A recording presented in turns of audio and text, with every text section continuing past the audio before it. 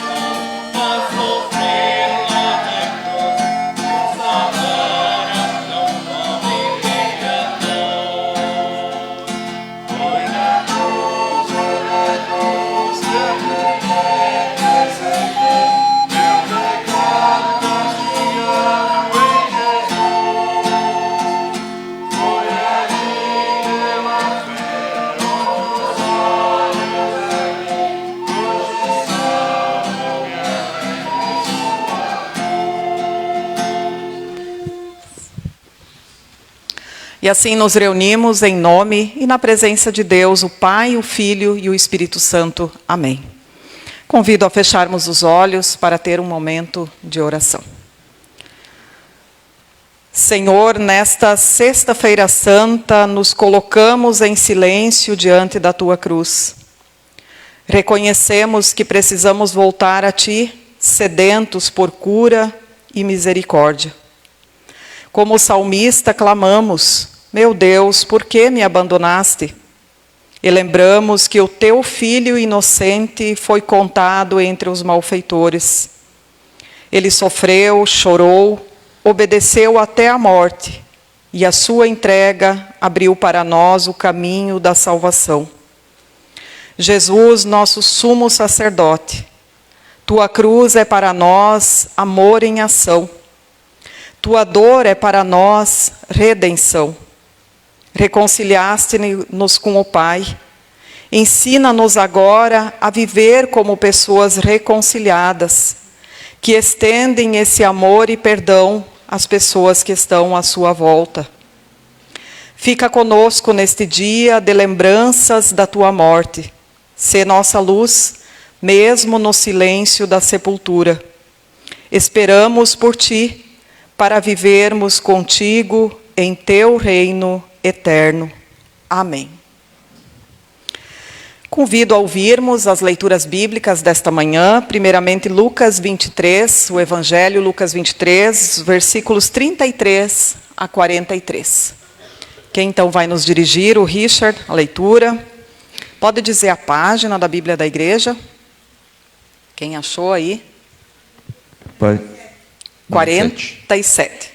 97 do Novo Testamento. Bom dia. Quando chegaram ao lugar chamado Calvário, ali o crucificaram, bem como aos malfeitores, um à direita, outro à esquerda. Contudo, Jesus dizia: Pai, perdoa-lhes, porque não sabem o que fazem. Então, repartindo as vestes dele, lançaram sortes.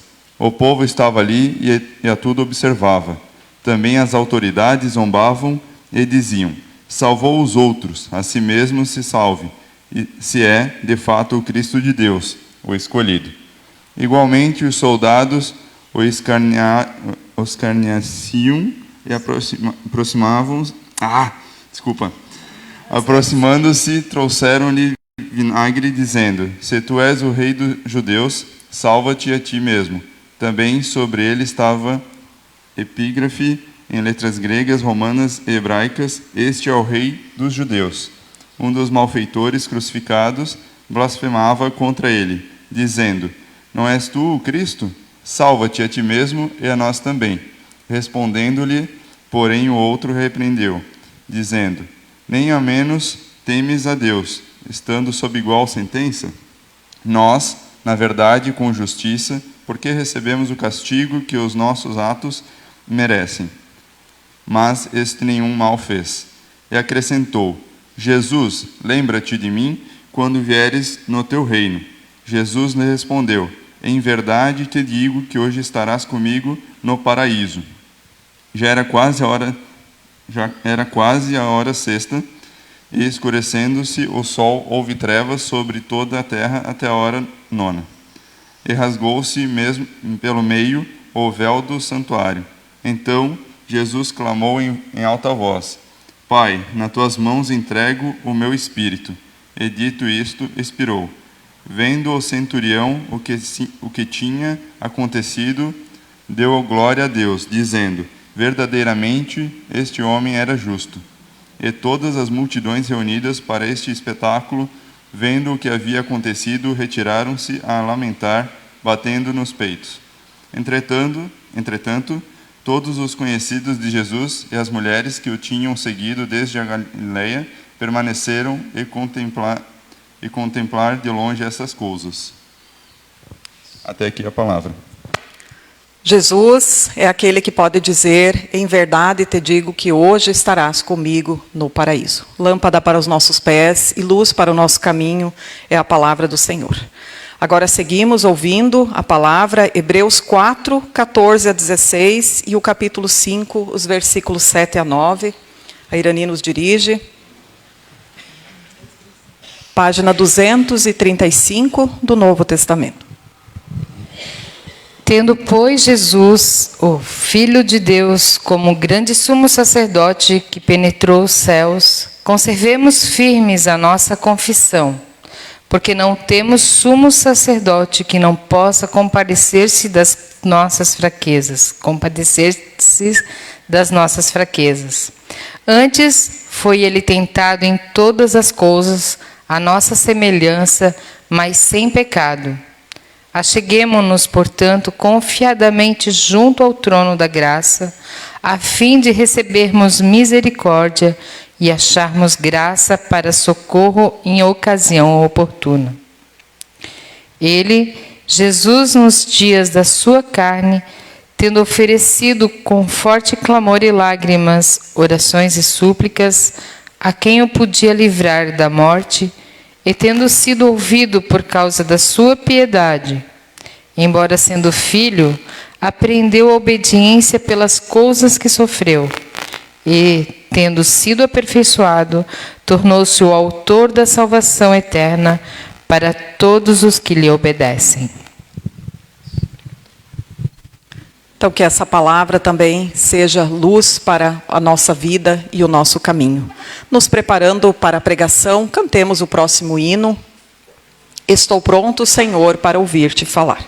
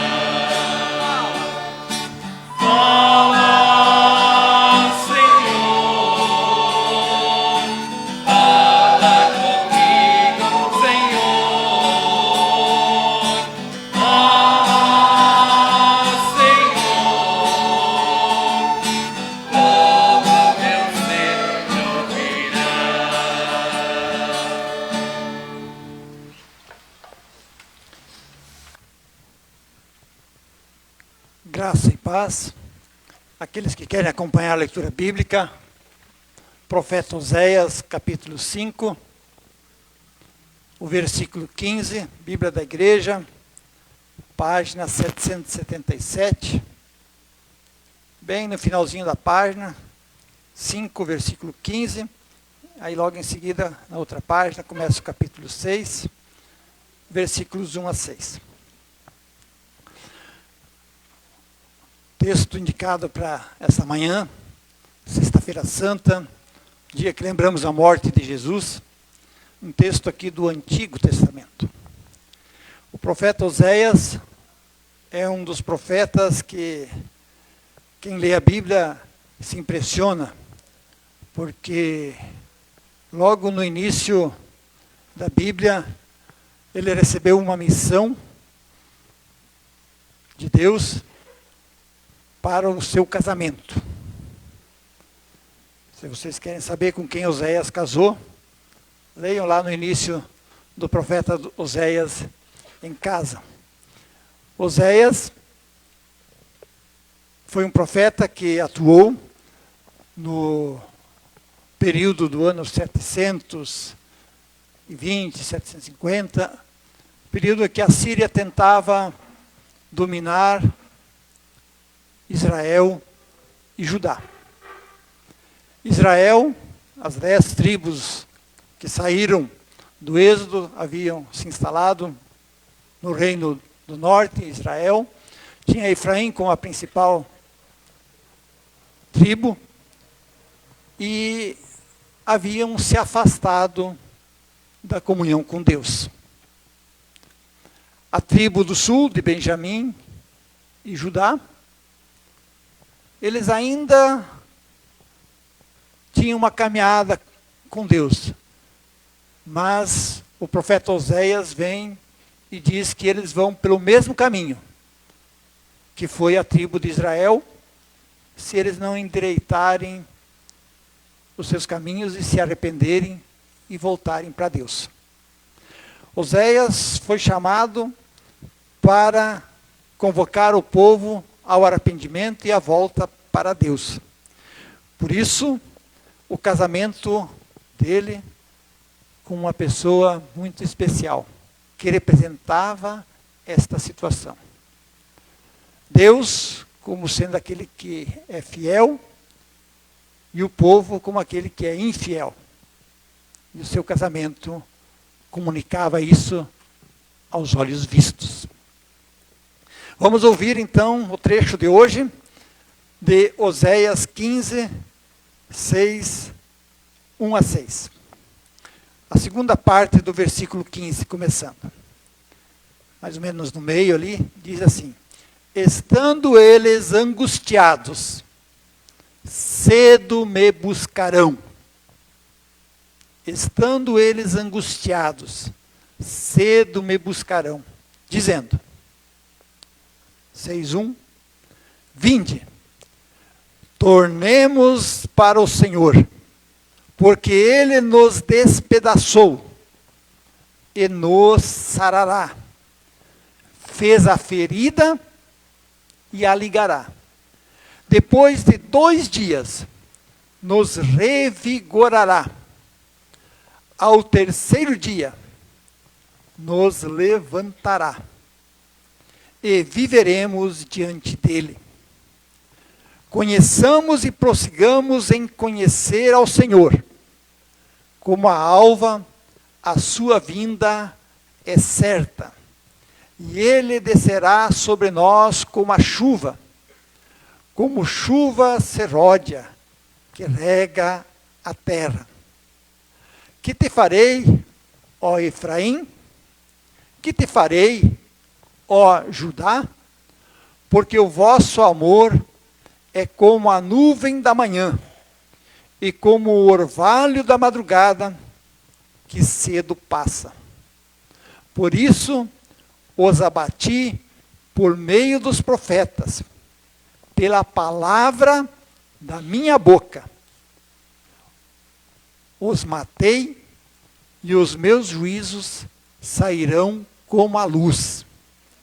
Pois misericórdia quero, e não sacrifício, e o conhecimento de Deus mais do que holocausto.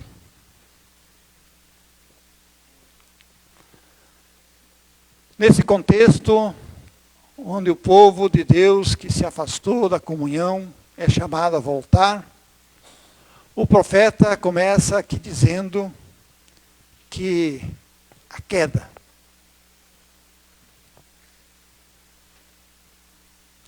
a bancarrota deles, é necessária para eles voltarem-se para Deus. Em sua angústia, cedo me buscarão. Deus deixa o povo ir à ruína, para o quanto antes voltar-se para Ele. Em sua angústia, cedo me buscarão. Se vocês olham no capítulo 4 ali, como era a situação do povo? Ouvi a palavra do Senhor, vós, filhos de Israel, porque o Senhor tem uma contenda com os habitantes da terra, porque nela não há verdade, nem amor, nem conhecimento de Deus. Esta era a situação. Não havia verdade, não havia amor, não havia conhecimento de Deus. A gente acha que os tempos de hoje são tempos difíceis. Mas, em diferentes momentos da história, povos passaram por momentos tão difíceis, ou até muito mais do que nós passamos hoje. Sem verdade, sem amor, sem conhecimento de Deus. É constante a pergunta que se faz hoje: o que será do futuro? O que será do nosso mundo, das gerações mais novas, que nada querem saber de Deus? Aqui tem um povo também sem conhecimento de Deus. E o profeta vem com todo o seu empenho, chamar esse povo ao arrependimento, e aqui no texto que ouvimos ele diz: em sua angústia, cedo buscarão a Deus. O profeta está dizendo que Deus se retira em resposta ao pecado que eles cometem. Mas esse afastamento de Deus é um afastamento pedagógico para levar eles ao arrependimento, à vida nova. A dor da ausência de Deus leva o ser humano a ter sede da presença de Deus. Por isso, muitos que nada querem saber de Deus, em meio a um grande sofrimento, muitas vezes se voltam para Deus. Tem sede de Deus. E aqui, essa é a situação do povo de Israel. E assim, muitos outros textos da Bíblia mostram isso. Poucos dias foi pregado aqui na comunidade a parábola do filho pródigo, que é um texto conhecido. Também o filho pródigo estava na casa do pai, tinha tudo, e ele sai, e quando ele está lá, em meio aos porcos, ele tem saudade da casa do pai. E ele volta para a casa do pai. Tem sede da comunhão com o pai, depois que está em meio à dor e o sofrimento. Deus deixa os seus filhos seguirem por caminhos que o levam à dor e ao sofrimento. Tudo para facilitar a sua volta para Ele. O Salmo 22, o Salmo de Davi, mostra isto muito bem. E Jesus expressou as palavras de Davi também, quando ele estava em meio à dor e ao sofrimento na cruz, quando ele grita: Deus meu, por que me desamparaste? A dor messiânica proferida por Davi se cumpriu na cruz de Jesus. Deus meu, por que me desamparaste? Qualquer pessoa que está em dor e sofrimento hoje, pode olhar para a cruz de Jesus e dizer: Deus compreende a minha dor.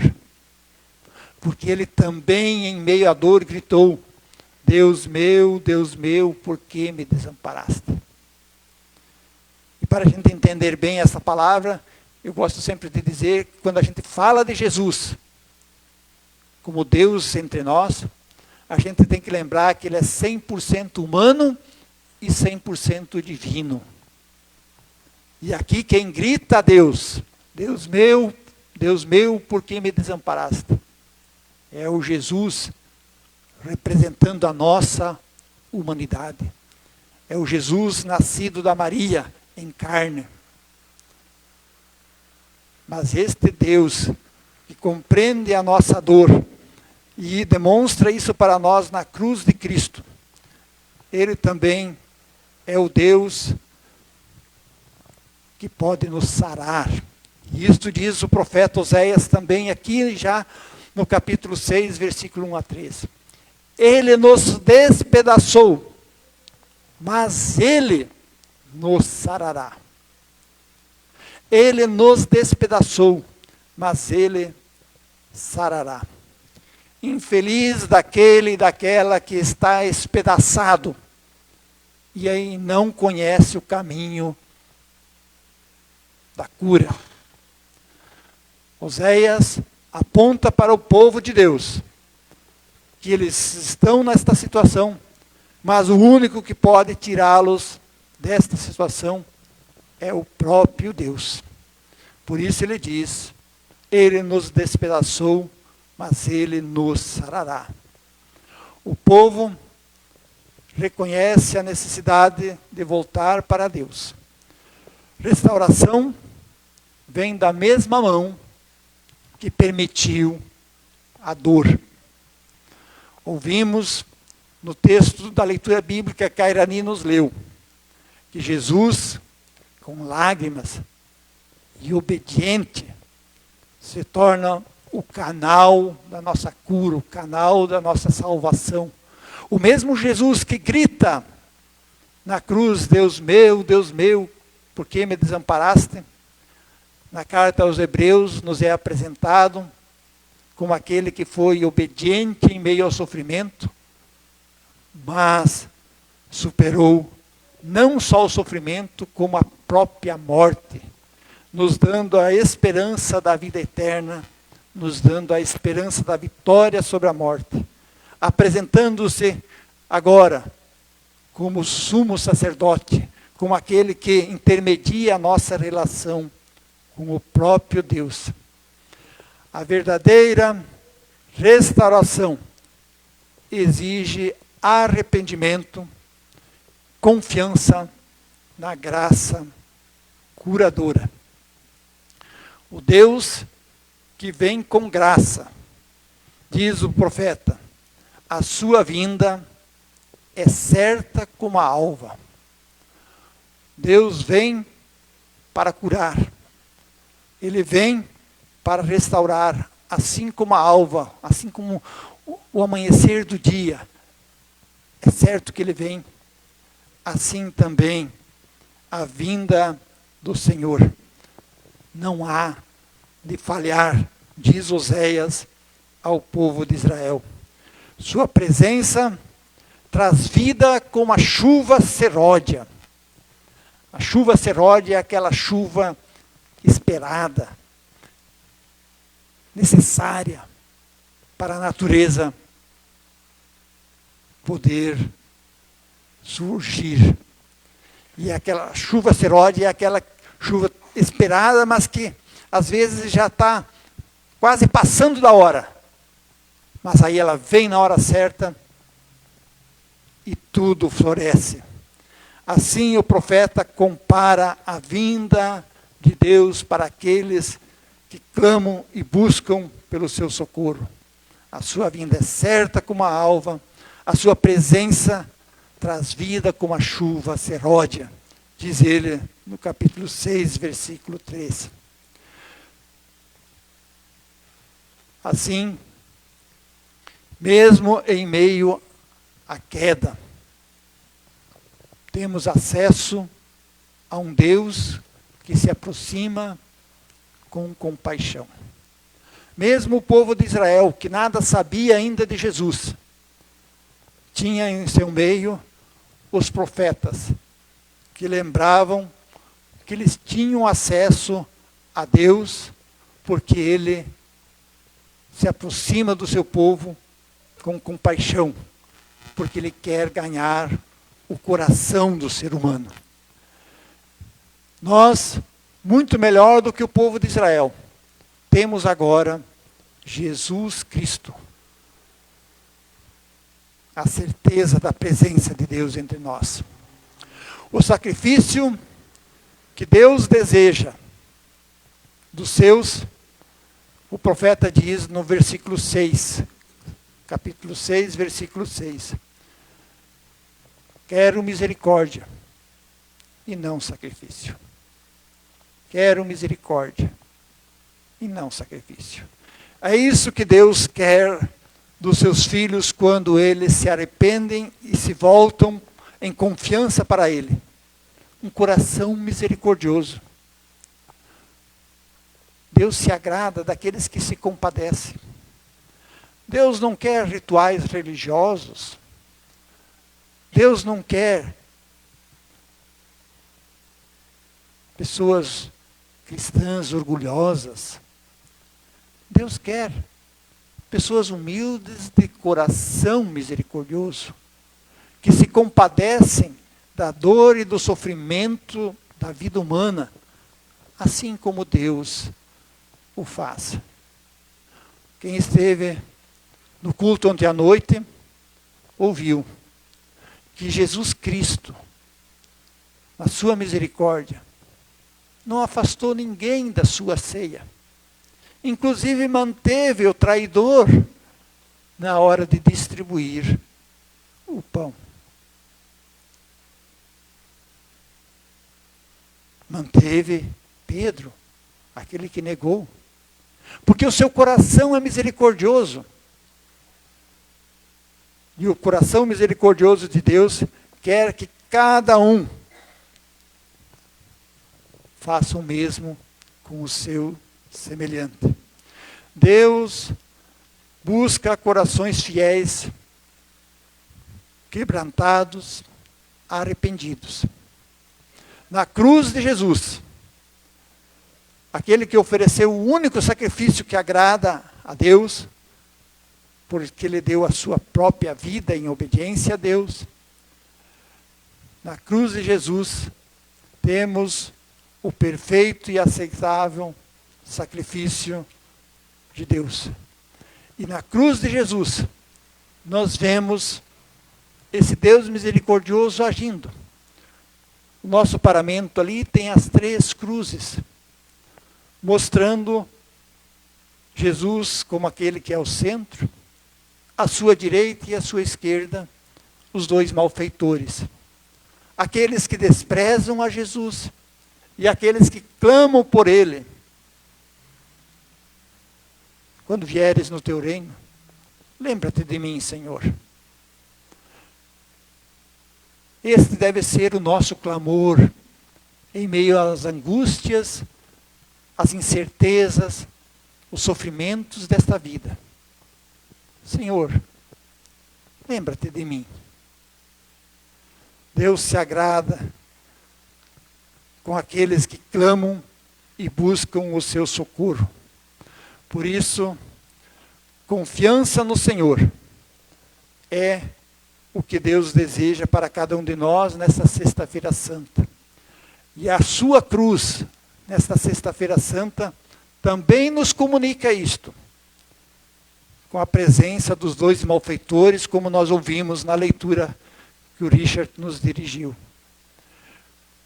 O profeta Oséias continua: conheçamos e prossigamos em conhecer o Senhor.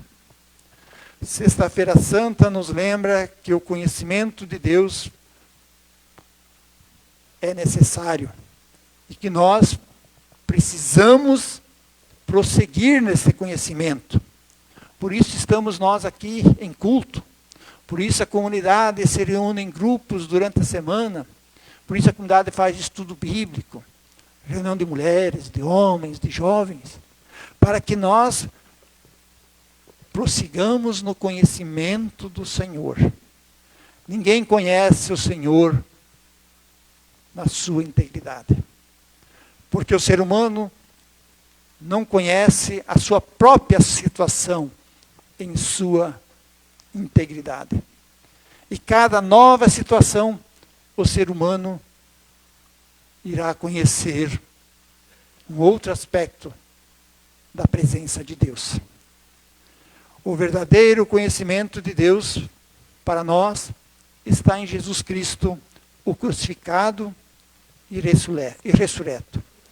Ele é a revelação de Deus para dentro deste mundo. Ele é o Deus que hoje cura, perdoa e restaura vidas. E este Deus, que é poderoso, ele continua fazendo isto da mesma forma que ele fez desde que ele criou o mundo. Como Deus criou o mundo? Alguém lembra? Como foi? Disse Deus, e tudo aquilo que Deus disse aconteceu. Adão e Eva não quiseram ouvir a voz de Deus. O povo de Israel também não quis, em determinados momentos, ouvir a voz de Deus. Por isso, estavam na situação que estavam. E o nosso texto aqui diz, no versículo 5, por isso os abati por meio dos profetas, pela palavra da minha boca os matei, e os meus juízos sairão como a luz. Com a palavra da minha boca os matei. Esses dias no grupo de estudo bíblico eu disse que também uma das coisas que me surpreendeu, nesses últimos tempos, lendo as curas que Jesus fez, é interessantíssimo. Vão lá e olham. Todas as curas acontecem mediante uma palavra de Jesus. Uma palavra de Jesus foi proferida e a cura aconteceu.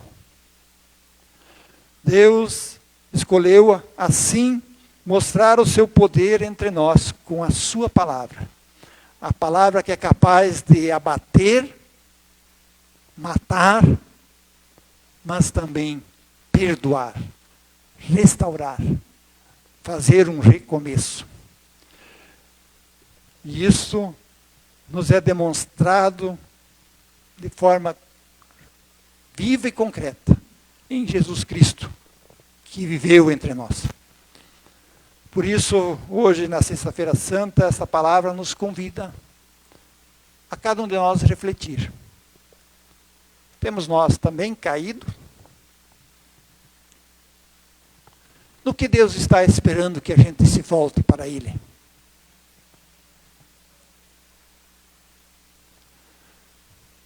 Tu também, às vezes, se sente seco? Assim como o profeta fala que era necessário vir a chuva da graça, a chuva seródia que faz as coisas fluírem. Às vezes você também se sente assim, precisando de uma ajuda, um socorro. Se assim é, eu diria, aprenda a conhecer cada vez mais a Deus em Jesus Cristo. Aquele que fala entre nós, aquele que diz no nosso batismo, eis que estou convosco todos os dias até o fim dos tempos. A Sexta-feira Santa nos convida que conheçamos e prossigamos no ano vindouro no conhecer ao Senhor. E quem assim o fizer, com certeza, o encontrará de braços abertos na cruz, porque é para lá que a palavra do nosso Deus aponta. Também o encontrará no seu próprio batismo. O encontrará na palavra de graça mediante o perdão de um irmão ou de uma irmã diante de um pecado confessado. Também o encontrará aqui na sua ceia, onde este Jesus, crucificado, morto, sepultado e ressurreto, se escolheu a dar a nós. Isto é o meu corpo, isto é o meu sangue. O que ele fez na Sexta-feira Santa, de 2000 anos atrás, ele atualiza para cada um de nós, aqui na sua ceia hoje. E diz, comam, bebam, isto é, o meu corpo e o meu sangue, para o perdão dos teus pecados. Creia nisto e recomece uma vida nova, na certeza que Deus há de restaurar e curar, sarar a ferida que pesa na sua alma, no seu coração ou nas suas relações. Creia que aquilo que Ele te oferece é um ato de misericórdia e nenhum outro ato pode se igualar ao dele, porque o ato de Jesus é o que nos abre o caminho da eternidade, da vitória sobre a morte, do sofrimento e do mal. Amém. Vamos cantar, então, reagindo ao que ouvimos, o hino 146, conforme está aqui projetado.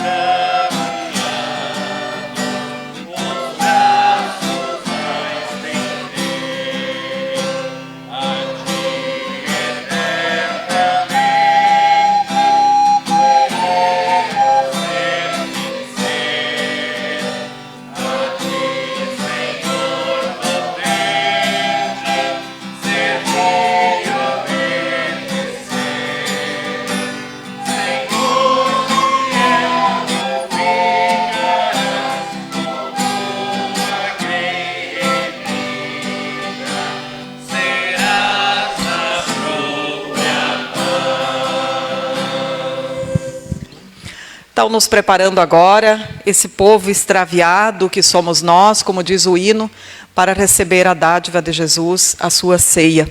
Convido em conjunto, pode passar ali um slide. Aqui, digamos em conjunto, aqui as palavras que mostram que essa ceia nos liga à ceia na eternidade, o grande banquete que Jesus promete na sua palavra. Então dizemos juntos, com toda a confiança, bem-aventuradas aquelas pessoas que são chamadas para a ceia das bodas do Cordeiro, de Jesus Cristo, que escutam e se preparam para a convocação derradeira. Vinde para a grande ceia de Deus. Queremos agora, antes de participar da ceia, também ter um momento de reconhecer a nossa culpa, o nosso pecado. Feche seus olhos, eu deixo um minuto em silêncio para que cada um pense na sua vida, mediante esse Deus que espera de nós arrependimento e vida reconciliada. Pense sobre a tua situação, depois oremos em conjunto.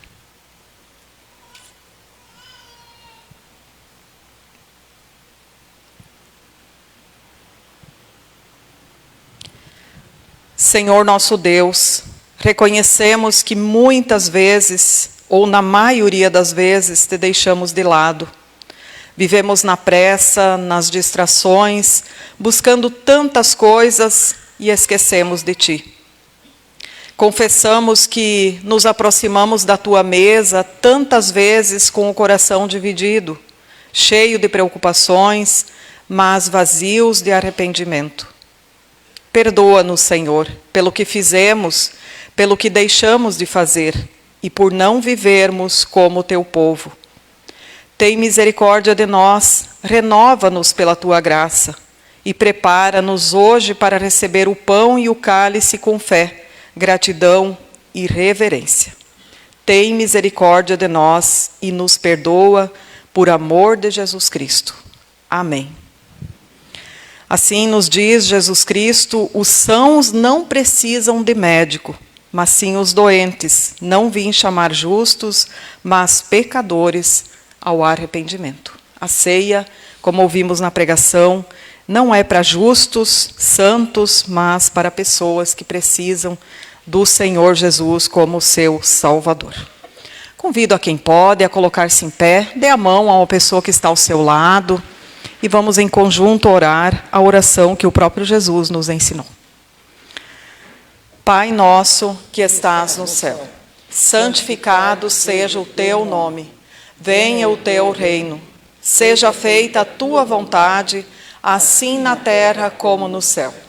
O pão nosso de cada dia nos dá hoje, e perdoa-nos as nossas dívidas, assim como nós também perdoamos aos nossos devedores.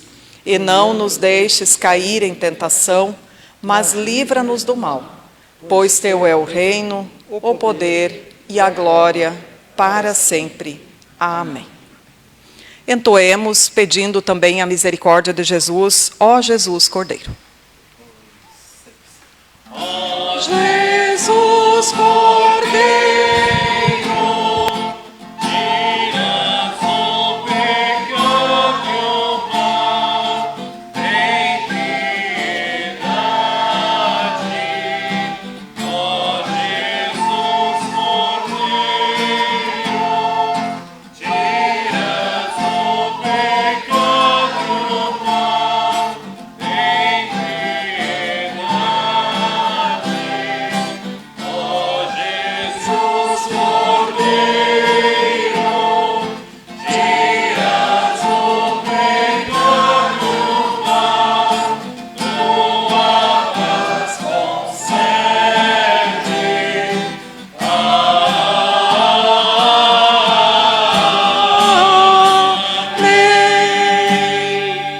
Você que nos acompanhou da live, também compartilha essa live para que outras pessoas recebam a palavra. A ceia é presencial, ela não pode ser feita online. Então todas as pessoas também estão convidadas a vir receber o sacramento. E assim que Deus te abençoe e te guarde, hoje e sempre. Amém. Nós, comunidade,